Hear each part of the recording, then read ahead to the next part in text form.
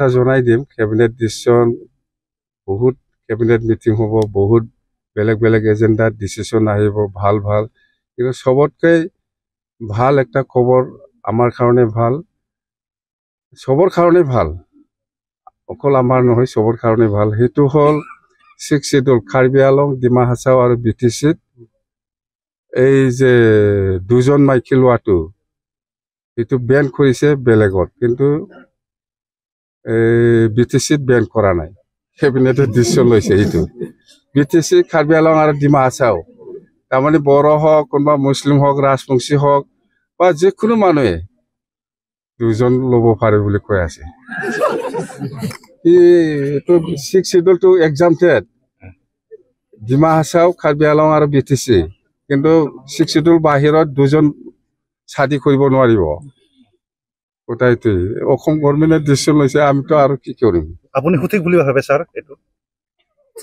সঠিক বুলি ভাবি মানে আপনি গভৰ্ণমেণ্টে ডিসিশন লোৱাৰ পিছত আৰু আপনি কি এটো ৰং হৈছে বা রাইট হৈছে হেতু আপনি কেনেকে কম হেতু ইমপ্লিমেন্ট হবই ডিসিশন আজি পৰা এসেম্বলি হৈছে 4 দিনীয়া হ'ব 25 26 27 28 29 লিখে এসেম্বলি হ'ব নাকি 4 দিনীয়া যেনক এই এসেম্বলিত ইন্টারিম সরকার চলাবৰ কাৰণে এই এপ্ৰিল লিখে যাতে সৰকাৰ চলোৱাৰ ক্ষেত্ৰত একো অসুবিধা নাপায় ইয়াৰ কাৰণে কিছু বাজেট কৰিব ইন্টাৰিম বাজেট হেতুৱে আৰু মেজৰ ডিসিশনটো মই খুলো না এইটো আমাৰ কাৰণে ভাল কম না বেয়া কম মততে গভৰ্ণমেণ্টে ডিসিশন লৈছে আমি ওয়েলকাম কৰিব লাগিব কথা হেতুৱে